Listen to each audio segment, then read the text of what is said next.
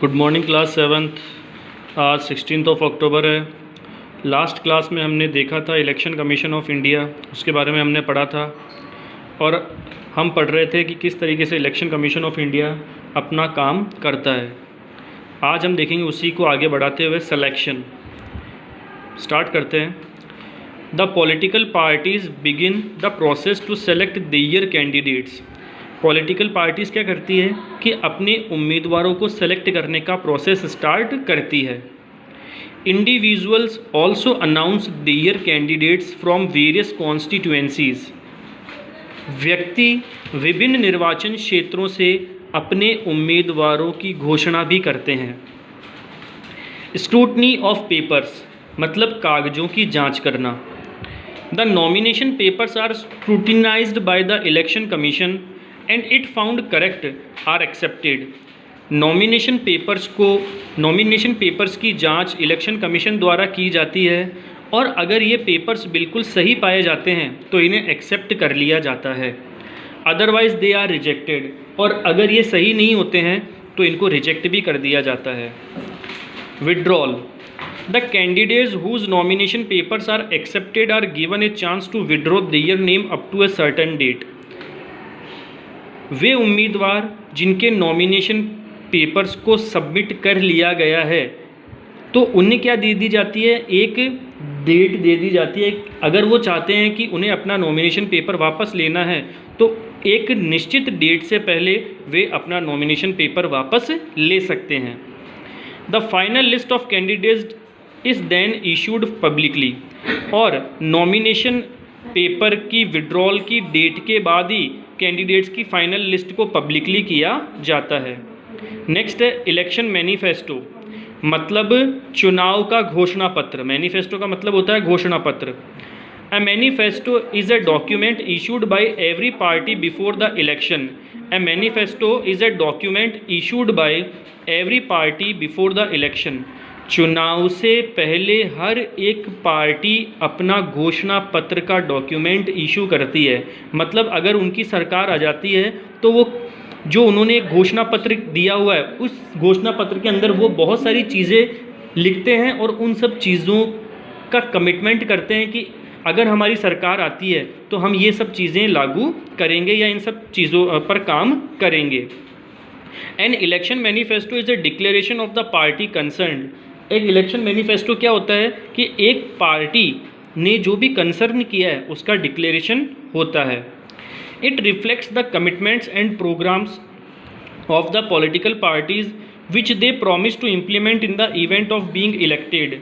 इस मैनिफेस्टो के अंदर बहुत सारे कार्य होते हैं, बहुत सारी पॉलिसीज़ लिखी हुई होती है। हर एक पॉलिटिकल पार्टी का हर एक क्या होता है, अलग अलग मैनिफेस्टो होता है, हर एक अलग अलग घोषणा पत्र होता है।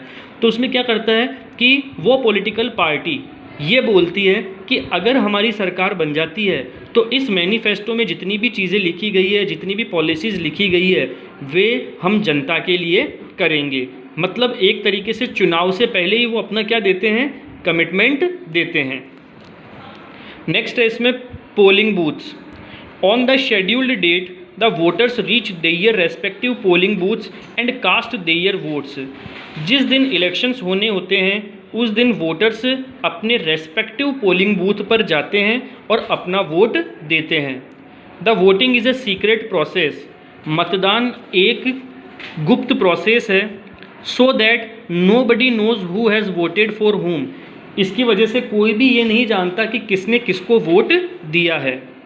The polling boxes are kept under safe custody till the date of counting. ये जो पोलिंग बॉक्सेज होते हैं उन्हें वोट की जो डेट होती है, जिस दिन वोट्स को काउंट किया जाता है, उस दिन तक इन्हें सुरक्षित रखा जाता है। Today pre printed ballot papers and electronic voting machines are the forms of ballot commonly use in elections. Electrons लिखा हुआ है जबकि ये इलेक्शंस है, ठीक है। आजकल pre printed ballot papers and electronic voting machines are the forms of ballot. आजकल क्या हो चुका है कि बैलेट का क्या तरीका हो चुका है कि पहले से प्रिंटेड बैलेट पेपर्स होते हैं या इलेक्ट्रॉनिक वोटिंग मशीन्स होती है जिसके आधार पर क्या दिए जाते हैं, इलेक्शंस के अंदर वोट दिए जाते हैं। The names and party symbols are shown on the voting machines. Voting machines पर हर एक पार्टी का नेम होता है और उसका सिंबल भी होता है, for the voters to make their choice, ताकि वोटर्स उस पार्टी के नेम को देख सकें, उनके सिंबल को देख सकें और अपनी चॉइस के हिसाब से वोट डाल सकें। Petition. A candidate is not satisfied with the process of election of poll outcome is given a chance to fill an election petition before an authorized officer up to a certain date. A candidate, एक उम्मीदवार, if not satisfied with the process of election of poll outcome, अगर वो election के result से खुश नहीं है, अगर कोई उम्मीदवार इलेक्शन के रिज़ल्ट से खुश नहीं है, तो वो क्या कर सकता है कि एक सर्टेन डेट के पहले इलेक्शन कमीशन के ऑफिसर को एक पिटीशन फाइल कर सकता है। Counting of votes and declaration of results.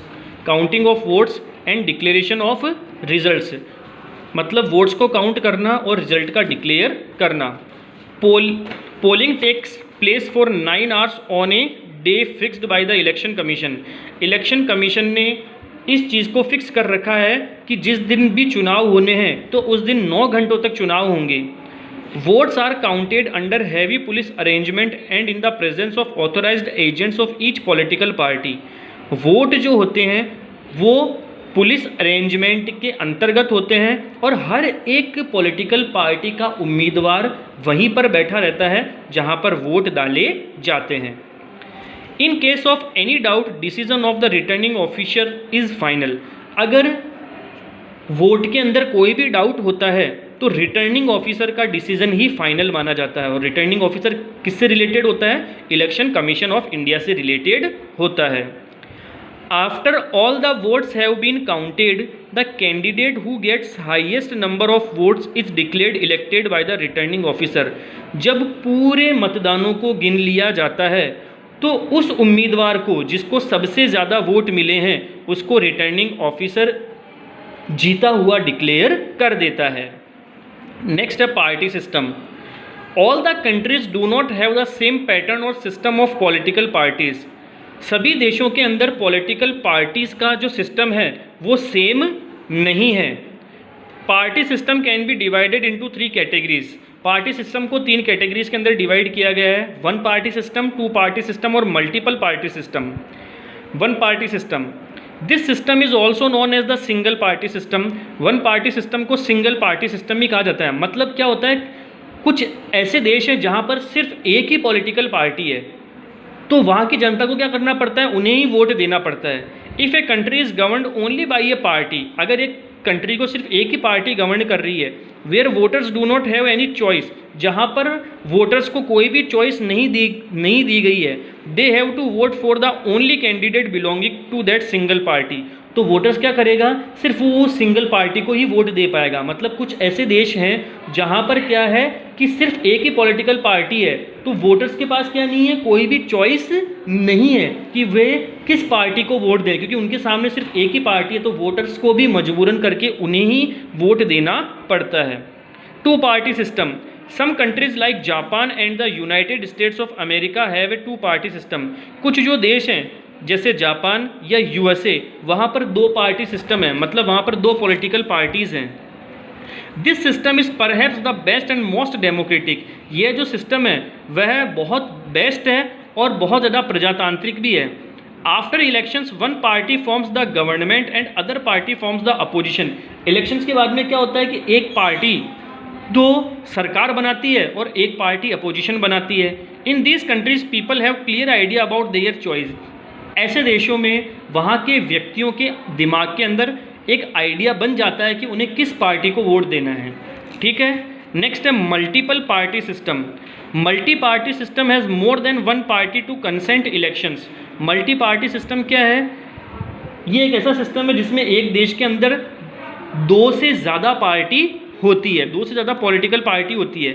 जैसे India, Pakistan, Italy, Canada and Australia are examples of multiple party system. ये मल्टीपल पार्टी सिस्टम के एग्जांपल है जहाँ पर 2 से ज़्यादा पॉलिटिकल पार्टीज है। अगर मैं इंडिया की बात करूं तो इंडिया के अंदर क्या क्या है, कांग्रेस भी है, बीजेपी भी है, बसपा भी है, आप भी है, बहुत सारी पॉलिटिकल पार्टीज़ हैं। People have to make a choice between several candidates belonging to different parties. तो व्यक्तियों को क्या करना पड़ता है कि अलग अलग पार्टी से जितने भी कैंडिडेट बिलोंग किए गए हैं, पीपल्स को क्या करना पड़ता है, उनके बीच में अपनी एक चॉइस निकालनी पड़ती है कि उन्हें किस व्यक्ति को क्या देना है, वोट देना है। नेक्स्ट है political parties. Political parties are very important for a democratic process. एक प्रजातांत्रिक प्रक्रिया के अंदर एक राजनीति पार्टी का होना एक बहुत ज़्यादा महत्वपूर्ण हिस्सा रखता है। A political party is composed of A group of like minded politicians.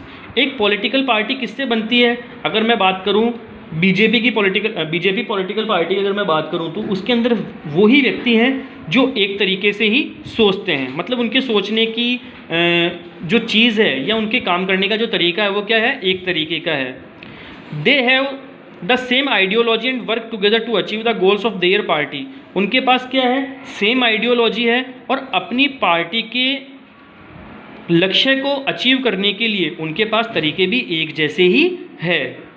The existence of A political party is a must for the success of democracy. अगर एक डेमोक्रेसी को सक्सेस करना है तो एक पॉलिटिकल पार्टी का होना बहुत ज़्यादा उपयोगी है। The political party spread awareness among the masses. Political party क्या करती है कि जनता के बीच में जागरूकता पैदा करती है। Their role in the process of election is very crucial. चुनावों के अंदर इन पॉलिटिकल पार्टीज़ का जो रोल है वो बहुत ही ज़्यादा क्रूशियल होता है। तो क्लास 7th आज हम सिर्फ इतना ही पढ़ेंगे, बाकी का हम पढ़ेंगे हमारी नेक्स्ट क्लास में। थैंक्स।